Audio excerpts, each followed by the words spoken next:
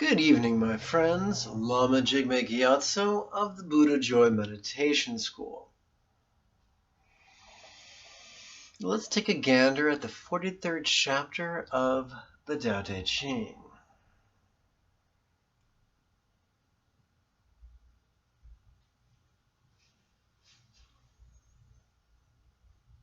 The gentlest thing in the world overcomes the hardest thing in the world. Gentle here is a reference to yin. Hardest thing is a reference to yang. A frequently occurring theme in the Tao Te Ching is the superiority of the yin to the yang, of the passive to the active, of the female to the male. Find it deliciously ironic that in the misogynist culture, they were teaching feminism 26 centuries ago. Very cool.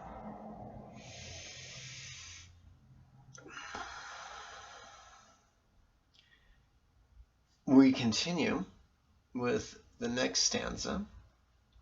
That which has no substance enters where there is no space. This shows the value of non-action.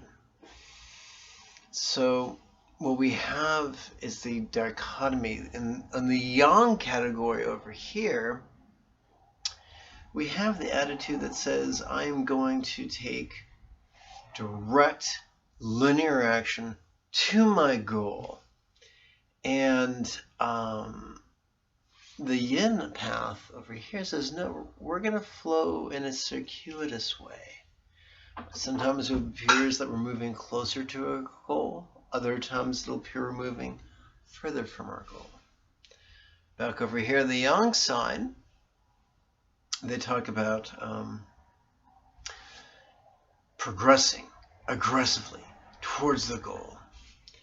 Whereas on the yin side, they talk about yielding. Sometimes we stand still, sometimes we even move backwards. So common sense or conventional wisdom tells us that if we want good things to happen, then we gotta make them happen. And we see that reflected in a lot of many people's manifestation strategies. They decide what they want, and then they develop rationalizations, beliefs, affirmations, and visualizations that they hope will speed them on their way. And that's a very direct path that they intend to move forward towards a specific goal. But the Tao Te Ching offers something different. The Tao Te Ching in many places counsels us that greed is the antidote to peace.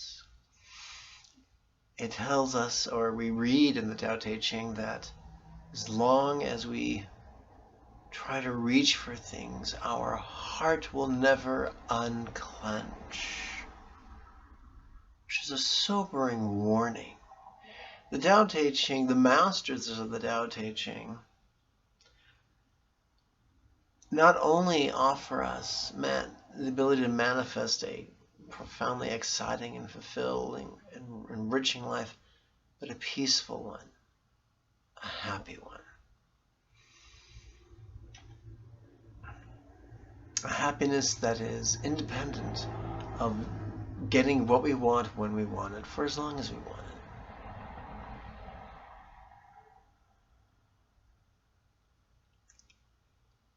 I'm faced with the specter of moving at the end of April. At the end of March. And in the past, that meant settling for a place that was $400 a month or $500 a month. It was usually pretty yucky in a bad part of town or in the complete boonies. And what seems important is that the Buddha Joy Meditation School be in a place where it can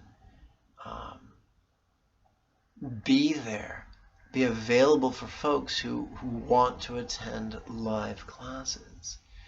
Living in the boonies may get one affordable rent, but it's being the opposite of a major metropolitan center. Buddha Gyatso Meditation School hasn't been available for the throngs of people. So when my lease is over, I intend to move back to Los Angeles County. And in all honesty, in all candor, that's a bit scary. In the past, when faced with financial specters, I would use Tibetan manifesting techniques relying upon the 21 phrases of Tara. Or I would use some sort of a secret-oriented manifesting technique. But after years of immersion in the Tao Te Ching, that no longer feels congruent with the path that I'm on. It feels like I have a choice in my fear. In the name of pragmatism, I can practice some superstitious recitations or some very, very linear, aggressive, young metaphysical practices. Or I could relax into my idealism. Put my money where my mouth is. And manifest in harmony with yin in a manner that is circuitous and yielding. Because in the long run, what's more important than where I live in 3 months, or how many corporeal flesh and blood students the Buddha Gyatso Meditation School has in 12 months. It's more important than that.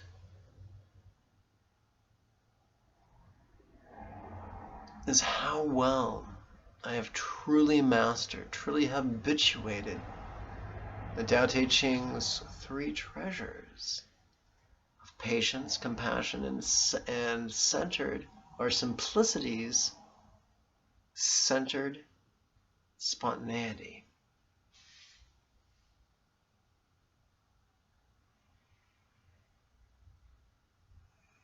Spontaneity is not contrived. Centered is not chaotic. So the most important thing, more important than the number of students I have attending live classes in person, more important than where I live, is mastery of the path. There is ignorance of ignorance, where we don't even know we're ignorant. There's awareness of ignorance, which is self-explanatory. There is contrived competence. And then there is spontaneous mastery. I choose the 4th, to spontaneously master the practice of the 3 treasures. I'm not going to lie to you, this can be scary stuff.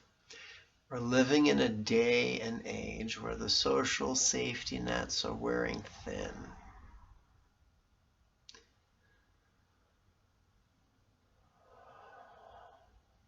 And so, I just finished an hour's meditation. And I welcomed the sensations of anxiety and fear. On the in-breath, I noticed them. On the out-breath, I relaxed. Now notice, I did not try to relax them away. That's just shoving. No.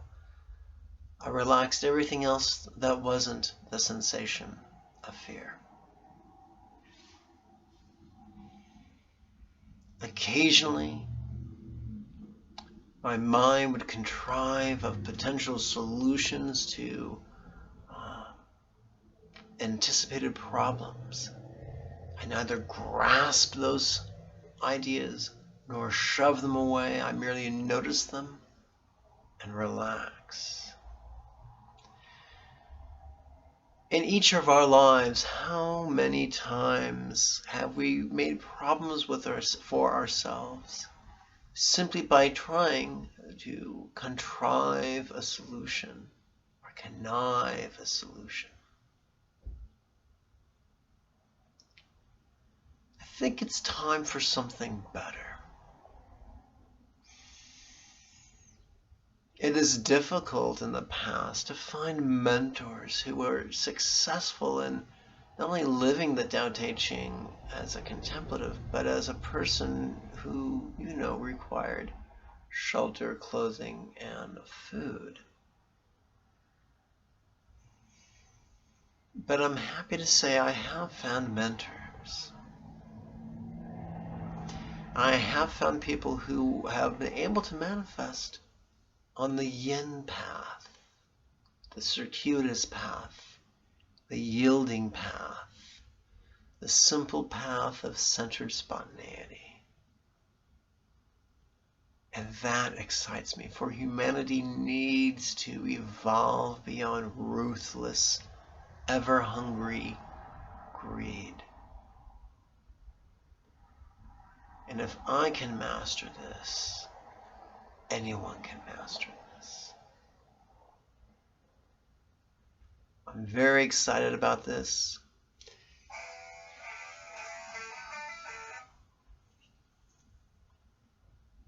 I will keep you all abreast of the developments as I wrestle with the circumstances and my reactions to the circumstances. My, what a great adventure this is. As always, you're welcome to attend the next series of weekly webinar classes. Just use the links below the video. Below the video, you'll find a button that reads Show More. Click that. It'll reveal the links you need to register. My classes are by donation. Some give a lot, some give a little, some give nothing. The only thing I insist upon is that you tune into class 5 minutes early and that you do your damn homework. May you and yours be healthy and happy. Bye-bye now.